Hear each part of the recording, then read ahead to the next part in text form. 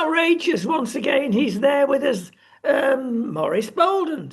And Yeah, it's a rainy Saturday, Maurice. it certainly is. I just remember just the other day I was driving along. My name, as you know, is Morris Boland, and I live in Marbella. If you put that together, you have Marbaland, M-A-R. Yeah. So the Morris is M-A-R. Okay. Boland and M-A-R is Marbella. So M-A-R, Boland. Uh, Mar Boland. yes. No, I'll be able to sleep tonight. That's good. That's really good. So Yeah. tell me, Rodney, what's going on? You're the man who does the questions. I'm the man who does the answers. Well, you'd have thought that. It doesn't always work out that way, but we'll do our best. Listen, it's called outrageous because we're going to get outrageous.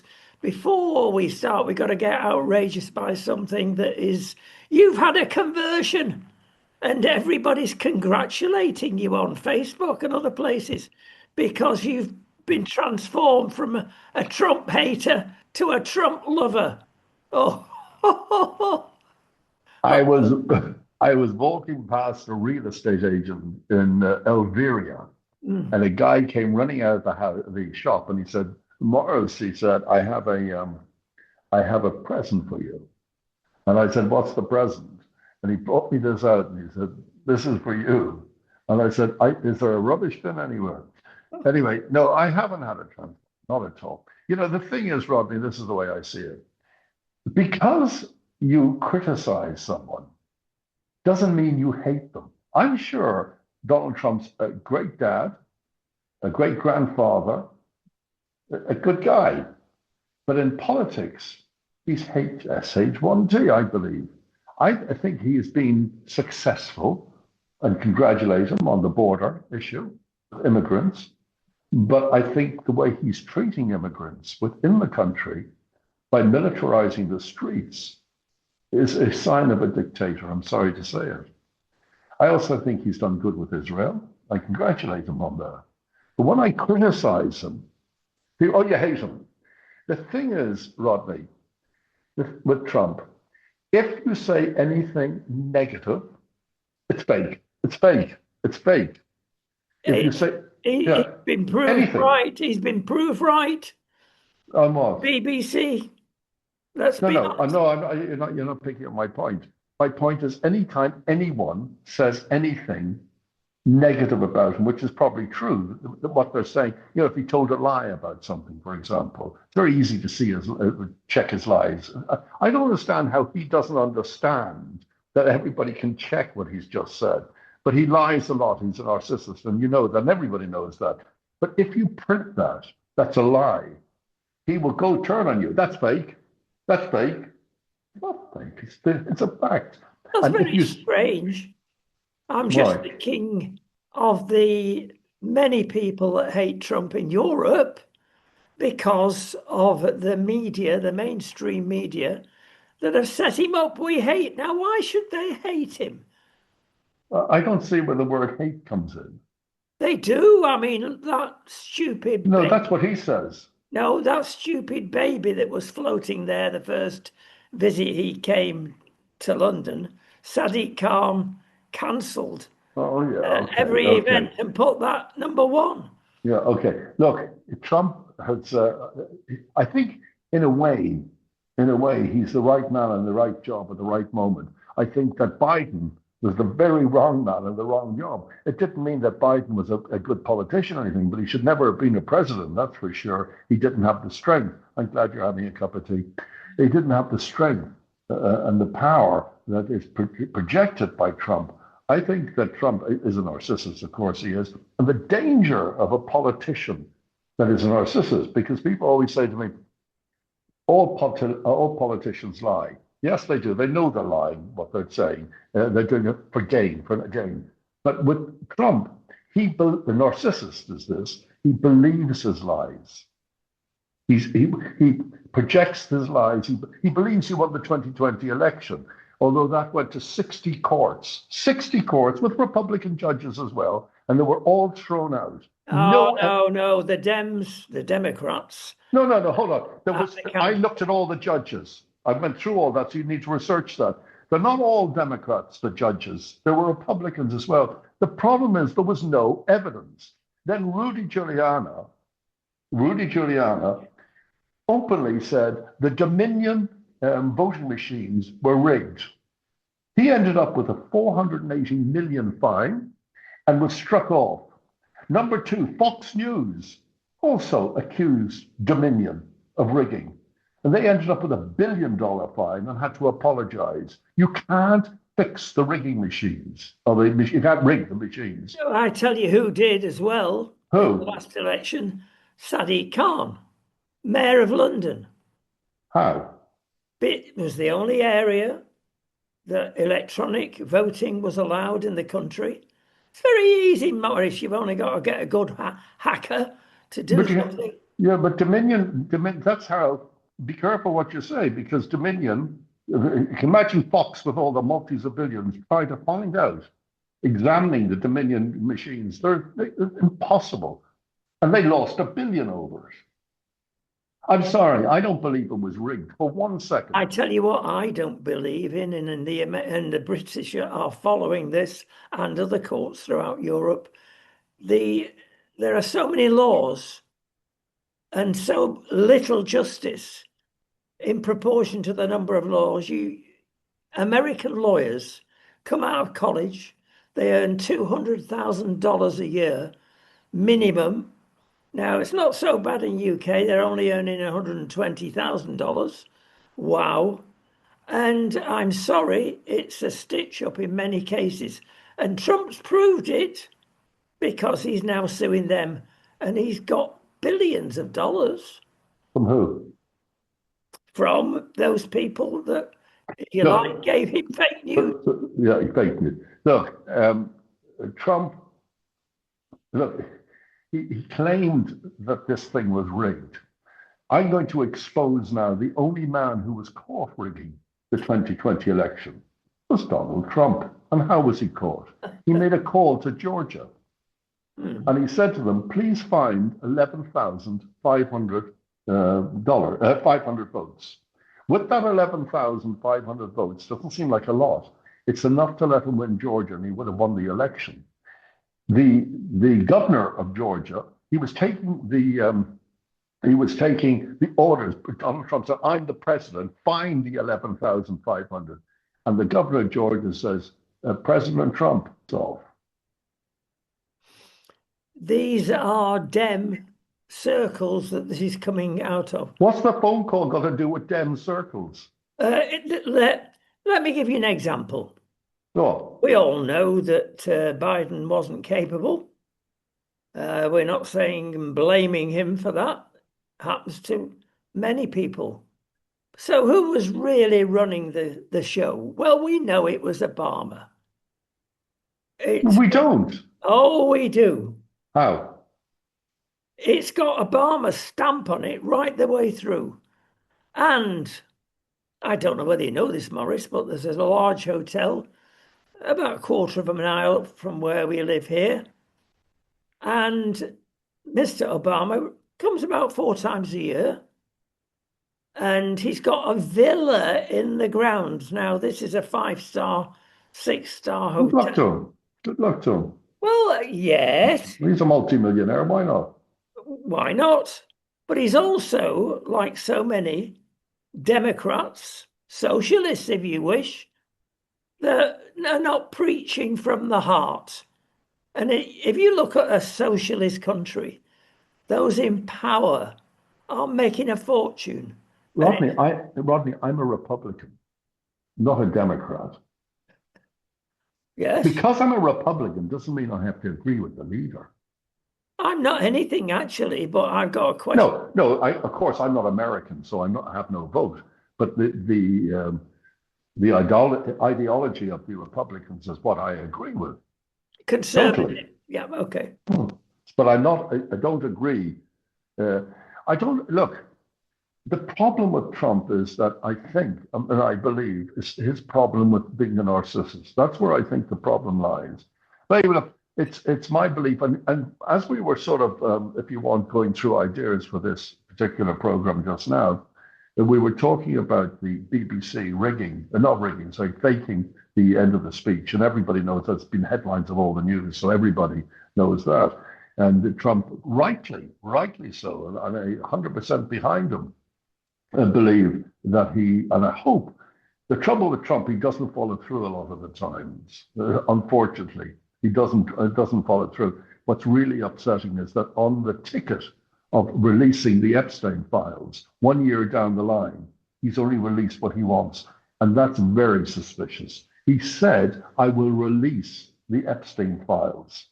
I will release them. He hasn't.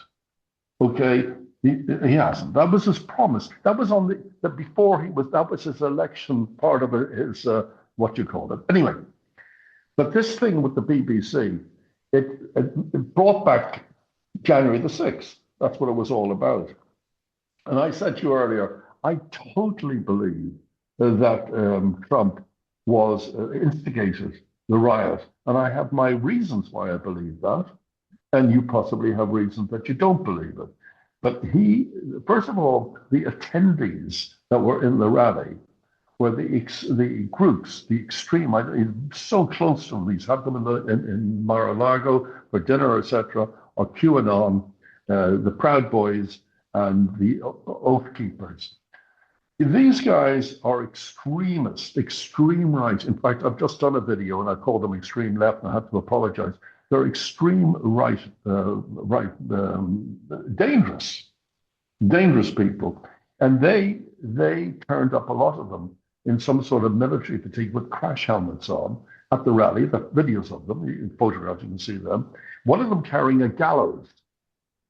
And of course, the chant that day, when the riot was on, was hang Pence. Well, that guy come with a gallows all of a sudden. Pence has come out of the woodwork about what he's really about. He was terrified. Well, there's another story, but these were and have proved to be useful idiots planted by the Democrats. No, they're Trump's people. No, QAnon. they're not Trump's people. He's always said he didn't want anything to do with the far right or the far left. They're not far left, they're far right. They are. Yeah. So how do the Democrats persuade them to plant them there? You'd be surprised what you can do with a dollar. Okay. The words of Trump 2 weeks before the riot to QAnon. Now, I might be wrong. Maybe it was the Proud Boys. I'm not sure which one. The words, they were causing some problems somewhere.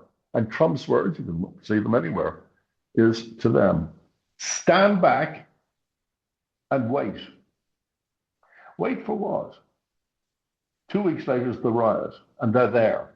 The other thing is, I don't know if you know this, but Trump ordered that no metal detectors should be there. And if you look at the videos, you'll see all these rioters with these like steel poles hitting the police. There's another horrible photograph of a policeman with his head in the door, and they're slamming the door with his head. And it's a video, you can watch it straight after this. And that poor policeman, his head is in the door, wedged in the door. Can you imagine if that was done on one of the streets that Trump has got his henchmen on out there? Could you imagine that was done today? He'd get life in prison. Do you know that he let all the rioters and pardoned them and let them all out of prison? Everyone, those who attacked the police, put them in hospital, he let them all out. Why? You've heard of the phrase, I'm sure, as we all have, stitch up. It was all carefully planned. And by who? By the Democrats. That is proven, and that's the culpability of the BBC. Now, that's a black and white issue. They have held their hands up and said it's an error. That's not an apology. That's why Trump's going for 5 billion and not one. Editing is not an error. That certainly wasn't it. It was absolutely stonewall certain 2 years before, when Newsnight did the same job, and then it was followed up by Panorama. They are guilty. And if you look at anything they put out, it is tainted. Now, this is the danger of the BBC. They've got to have their license revoked, and they've got to get back into a commercial world. I agree with everything you've said right now, every single thing. I don't agree. They apologized, but I don't agree they said it was an error. That would be a stupid thing to say. How can you call an edit an error? It wasn't an error. It was done on purpose, and they apologized. They have refused to give any settlement, and I hope and I pray Trump goes after them and destroys them because they deserve to be destroyed. And if they are, you can go on Strictly Come Dancing, and that would be a good idea. I really believe it. Rodney, there's another subject because I know we're on limited time that I would like to just bring up if you don't mind. No, I think you should do. It's important, isn't it? Okay, this is about Containers. this is about Gaza. Now, obviously, anything I would say about Gaza, I'm immediately attacked for being biased because I'm Jewish. So I'm not going to talk about anything on that subject, who's right, who's wrong. This is not who's to blame, who's not to blame, etc., etc. But I have noticed very upsetting photographs in the press today and yesterday of videos and online of videos of the Gazans. They're all in these tents because all the homes are destroyed. They're all in these tents, and there's a huge, terrible weather there at the moment. These tents are being flooded.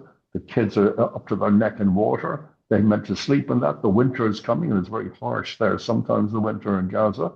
They're right on the sea, so they're not protected from winds and anything. So I came up with an idea this morning before I went to pray. My idea was that Hamas have untold billions, and it's still pouring in from their supporters. So here we are. Let me put this to Hamas. Why don't you buy your people, the people that you're meant to be protecting, why don't you give them homes? Like, for example, what you call them, pre-construction, prefabricated, or even a caravan, anything to protect them from the weather. And someone told me today, what's really popular are these shipping containers that can quickly be turned into homes. And now they are sheltered. They're going to be a couple of years anyway before they rebuild it, maybe more than that. Now they have homes. Why leave them in tents? And why do the leaders of Hamas sit in Qatar in total luxury, watching these poor people? They're very good at putting out propaganda, like they're starving and there's that. And yet the only 3 photographs that was ever shown of starving children proven these weren't starving children. These were very sick. And I heard today, what do you call it when someone marries one of your family? Intermarriage, is that what it's called? No, that's religious. When you marry your cousin or whatever. Oh, yes, I know what you mean. Okay. Well, they say 40% of Palestinians in Gaza marry into their family, into their cousins. And this can cause illness, lots of illness. I can't remember the names. And you can buy these contemporary homes, even a caravan. They're lovely. They've got a kitchen there. They've got bedrooms there. Yes, they have. There's maybe one thing that we've got to bear in mind here, because one of my little ones is involved in converting these containers. Yeah. The last thing you want is sun on a metal container if you want to survive, especially in that part of the world. So you have to insulate them. By the time you've done the repair job and the renovation job, you might as well buy a caravan. Yeah, or you can buy the prefabs. You buy them. How do you raise the money? Let's just say that Hamas say, sorry, we've got to buy a new jet, or we need to buy a new multi-million-pound yacht. How many people demonstrated pro-Palestinians around the world at the time when they were doing it? A couple of million? Showing that they really care for the Palestinians. So I'm saying this, if you really care about these people, let's start donations to buy these caravans. $10, $20, $50, whatever you want to do, starting at $10. Let's see how many of these big mouths who are out there shouting the river to sea, now you can help the Palestinians. That didn't help them. Now you can help them. Donate. There's millions of them who are out marching. Donate. That's the point. one must bear in mind, Morris, as you well know, that Hamas are evil criminals. Yeah. Absolutely. They don't care about the No, Palestinians. they don't. They've got billions, as you quite rightly said, from the Qatar particularly, and Egypt indeed. These are the people that are sheltering them, and they've got billions. They could easily, but don't forget, yes, they can easily afford this. Well, Rodney, I got to stop you. Sorry. Egypt are certainly not sheltering Hamas. Egypt, first of all, have you ever seen, it's on my Facebook this morning, have you ever seen the wall that Egypt have built to lock the Palestinians in? They hate Hamas, hate them, No, hate them. I'm sorry, money is being paid and For shelter what? for what? Why are For Egypt money, paying them? for money, for goodness sake. Why are Egypt supporting Hamas? You made that statement. For what? You tell me in the Middle East, Morris, what deals are being done behind doors. All I'm telling you, it is a well-known fact, and you can fact check it if you wish, that there are two sources and two shelters. One is Qatar and one is Egypt. There are more actually, Iran also, but that's the usual tripod of events. So let's get back to the real situation here. What do we do with these criminals? Well, the Donalds has come out and said we will eliminate, and They have to Netanyahu be.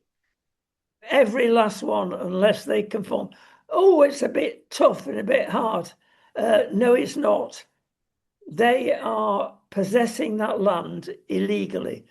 There's never been one election since they got into power in all these years. Of course, there's going to be no election because they'll be thrown out by the true Palestinians. We're talking Hamas. You know how many new volunteers Hamas are taking in? Over 10,000 from those Palestinians. You They know, have, yeah, you know that you talked about their land. They talk about the reason that Israel are fighting this war because they want to repossess Gaza. They gave Gaza in 2003, 2004. They gave them that. That is the size of Singapore. It's the perfect state for them. Billions of dollars. They could build the most wonderful hotels. They could build beautiful housing. It's on the Med. It's got the sea. It's got the sand. It's got everything. It's the perfect thing. What do they do? They invite in one of the most dangerous terrorist organizations in the world and said, "Oh, you look after us." Did you see the films in when October the 7th? I have the video of October the 7th when that happened. Did you see the celebrations in Gaza on the street? Thousands out there celebrating the massacre. Look, I feel sorry for the innocent in any war. I feel sorry for them. And my prayers, honestly, Rodney, every day is for peace. My God, I'd love to wake up tomorrow morning and read there's peace. There's a ceasefire on now. Stop spreading all the hatred. Start supporting.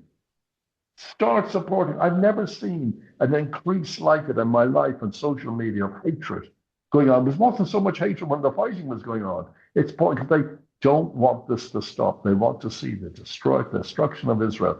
And the other day, there was a sign from Hamas saying that 200, but it wasn't from Hamas, it was one of the people, there are 200 innocent Palestinians. There's 200 Palestinians have been killed since the ceasefire. And I wrote back, that's true. They're all Hamas. And they wrote back to me and said, how do you know that? And I said, from the exact same source as you.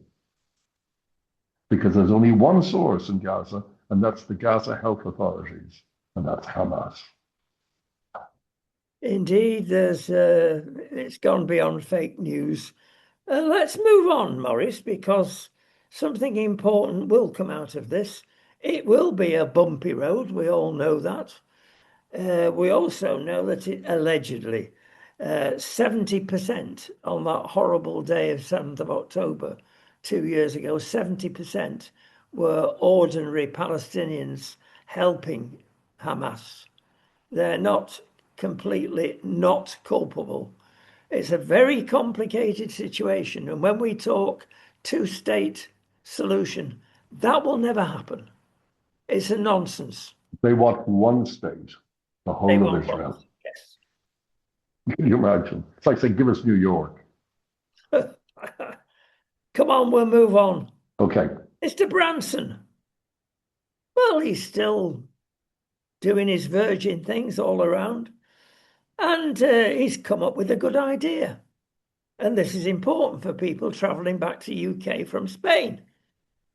He's got fed up about us being ripped off with the channel, with an agreement which was struck with the EU that gave everything to basically French companies.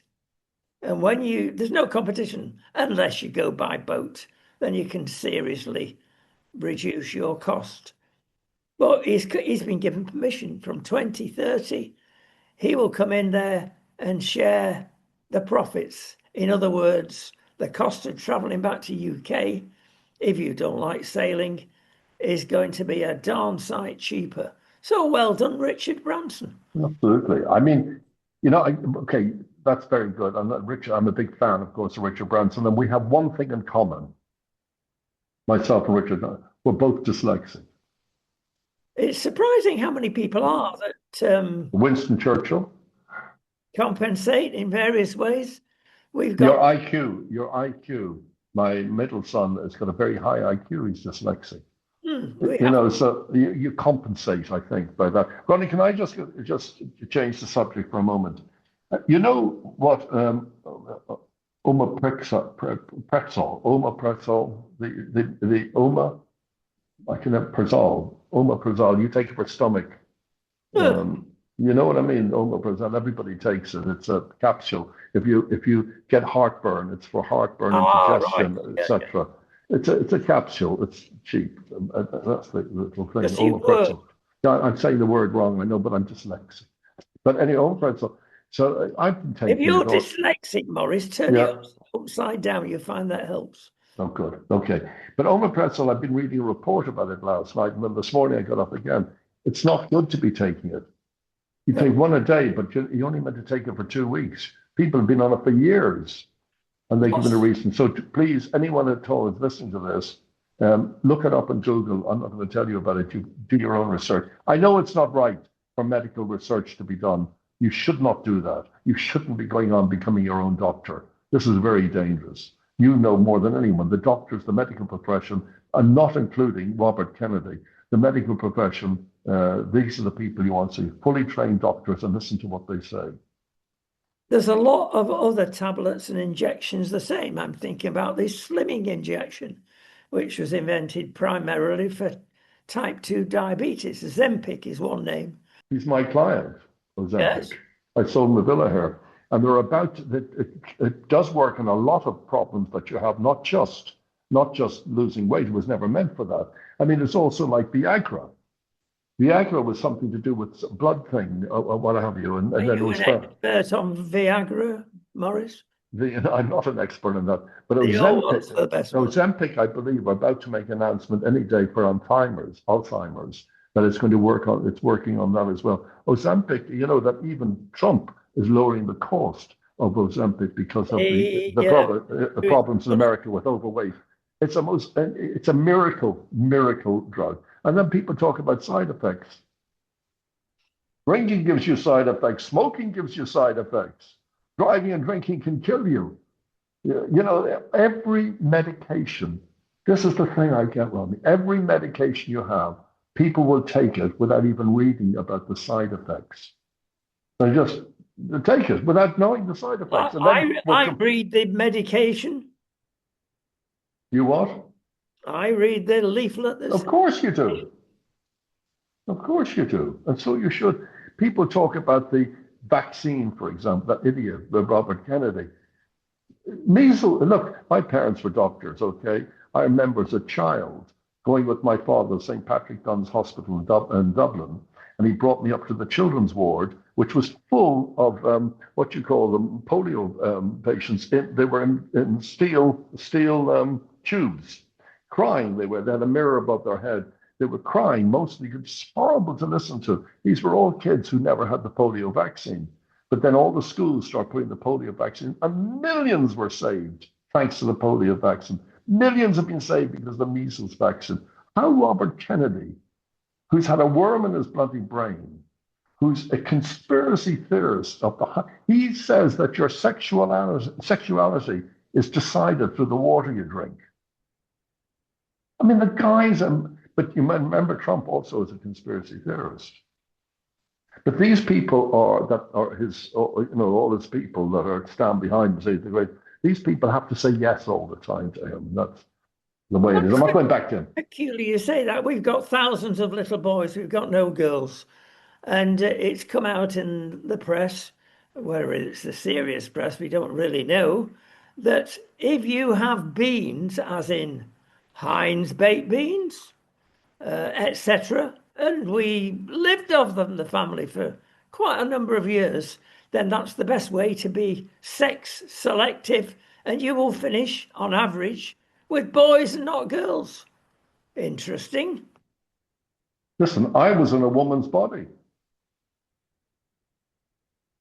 I'm But just then I was lowering then my glasses now because I think I can. You still are, Morris. Carry on. I was in a woman's body. But then I was born.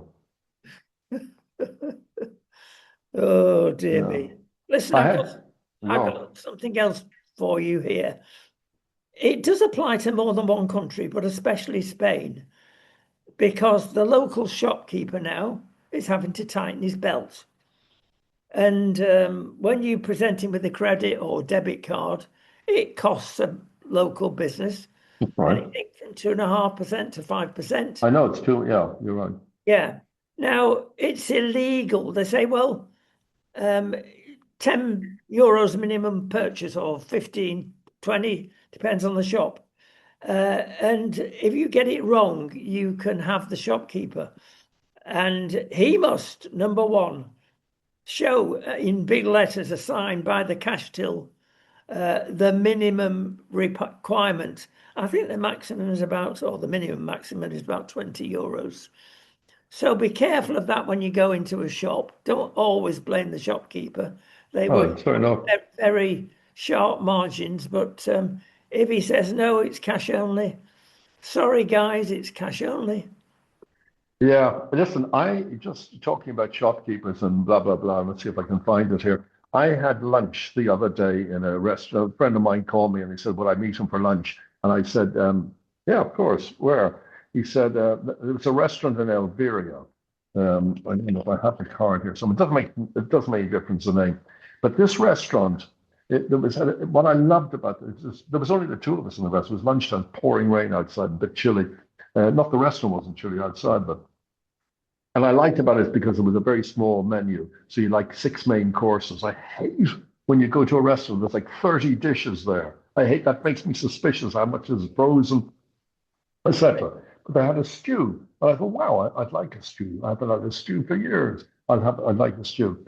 But they called it beef cheek, which is meant to be the best beef that you could ever have. No, it's the cheapest you could ever have, but Well, never I was mind. told it was most expensive. No, Not by him, it's very but tasty. by It's a very by, by, tasty. by a chef today, you know where told me it's the most expensive cut of bit of meat. So where we are, we have a different. Anyway, it was served in chocolate sauce. Oh, lovely. Now, I've only heard of chocolate sauce being served with venison, but I've never heard it served with beef. So I thought I'll give it a go. Now, the thing with chocolate sauce that's served with main course like that, you don't taste the chocolate. No, You don't taste sweetness either.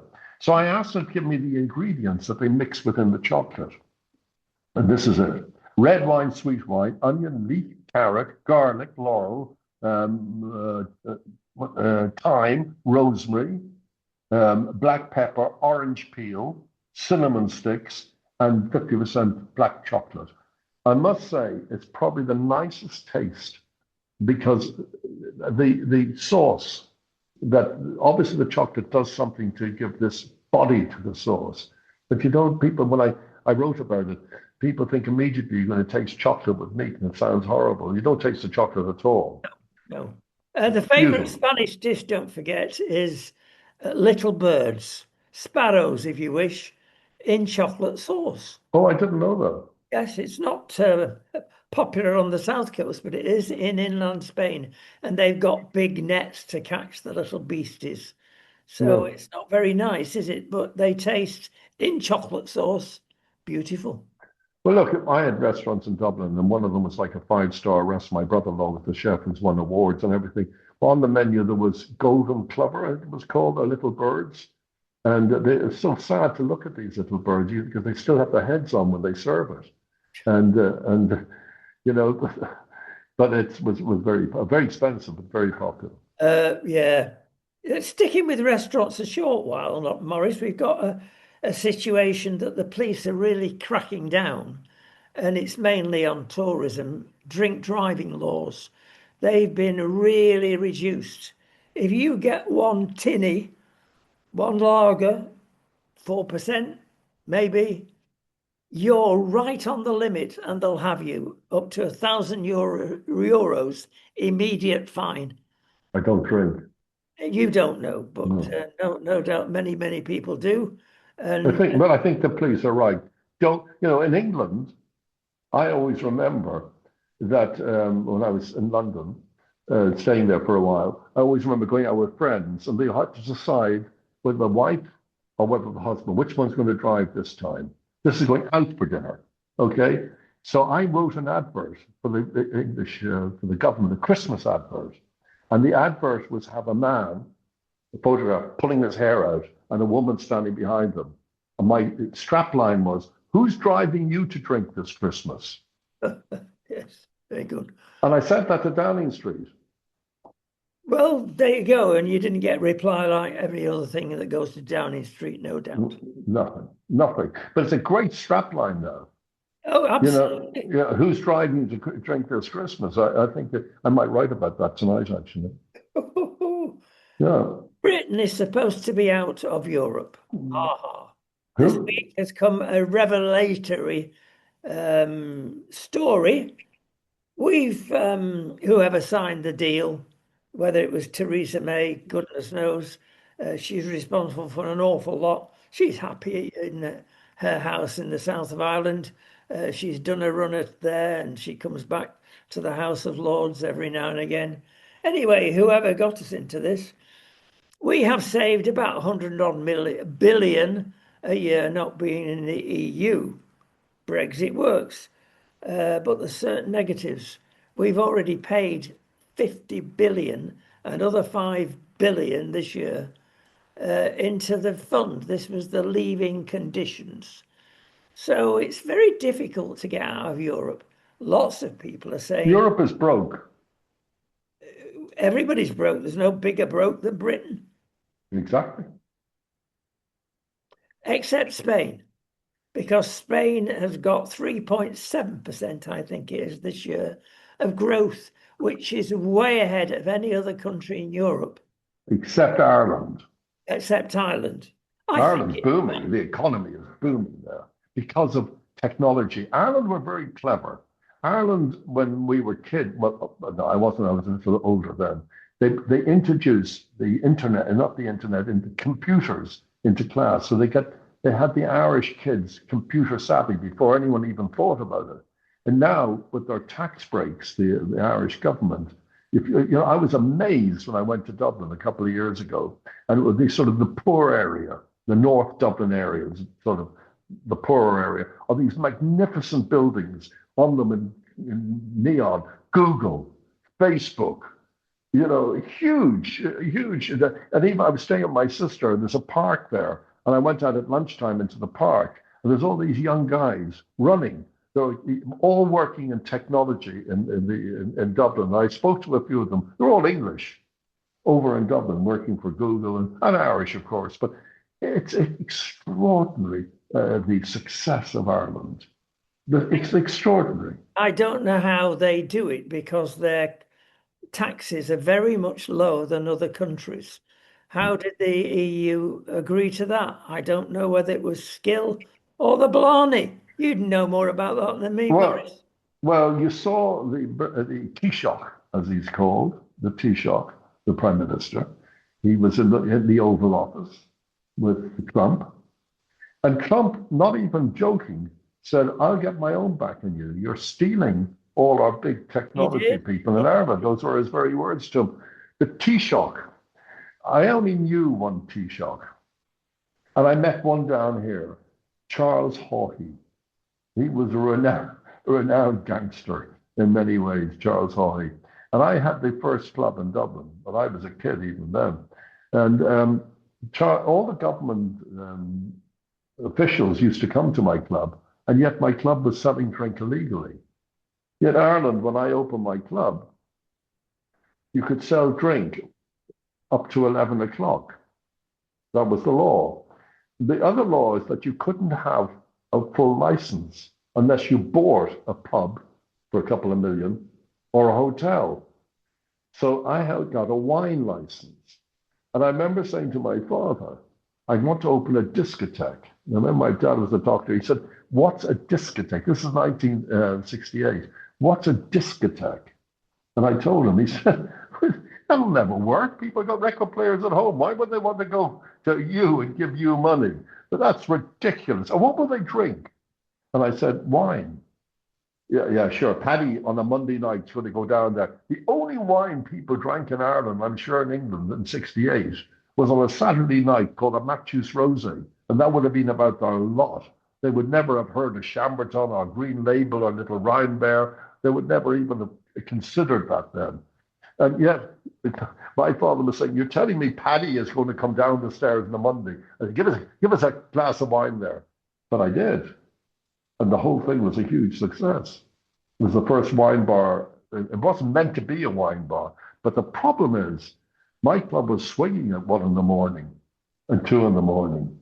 And it's when the knock came, because it was down the basement, the knock in the Georgian house, the knock at the door, you look at the people, and they're the silver buttons. Flick, flick, flick the lights, clear all the wine off the table before the police come in. Boris, you told us very congratulatory last month. Sorry? You told us with pride last month that you've never been in problems with the law. You've got a clean past. We were talking about Jeffrey Archer. This is a Jeffrey Archer. No, Jeffrey Archer was in prison for slander. No, this is, yes, you're right. I'm a criminal. I've never been arrested or for anything ever. Speeding maybe, but never arrested by anything. And the funny thing is, the final blow came because of Robert Kennedy, the Robert Kennedy, not that idiot's son. Robert Kennedy was in Dublin. You know, the Kennedys loved Ireland, and he was brought over to Dublin to meet the government and what have you. A great friend of his was Dot Tuberty, a great friend of the Kennedy family, and she called me and she said to me, Morris, we're bringing Robert Kennedy to Elizabeth. That was my club. But you have to close it that night because there's a lot of security and there'll be a lot of government officials there. And I agreed. Of course, it was a Wednesday night. So Kennedy was there, Ted Kennedy. Sorry, I made a mistake, Ted. Robert was dead. Ted Kennedy. And so he was there, and the Taoiseach was there, the Prime Minister, all these people. And next minute, there's a knock at the door. And it's the police, Inspector Malone from Harcourt Terrace. And I opened the door. I would never have done that with the police before. Flashing the lights, going, this is like 2 in the morning. Open the door. And I said, look, Inspector Malone, I don't think it's a good idea. He said, what are you talking about, boy? Have you got people in there? Are they drinking? I said, yes. And we've got Senator Kennedy there. We have Charles Haughey there. Well, is that what all those black Mercedes are doing outside? And we got the FBI in there. I don't think it's a good night for you to come in. Well, then we'll leave it, lad. But someone was standing in the foyer and heard that and told the Sunday Independent. And the words were somewhat like Morris Boland tells Inspector Malone to get lost. And he called me Inspector Malone and he said, you're finished. I never told the story to the press. You're finished. Because you get 3 strikes and you lose your license. This sounds like Spain. No wonder you finished up in Spain. That's not the reason I opened clubs after that. But honestly, it was Elizabeth's was where and my father, who thought it was a ridiculous idea, he made the club well known because he brought all his wealthy friends there. There you go. Anybody can do it. Morris, we've run out of time. We'll have to. Good. Oh, Shay. There they go. Listen, we'll see you shortly and we'll come up with some substantial evidence that we've not covered today, especially about Mr. Trump. Watch this space about Mr. Trump, the new friend of Maurice Boland. Yeah, hold on a minute. There you Bye go, bye. a parting shot. Welcome, Yeah. Maurice. See you later.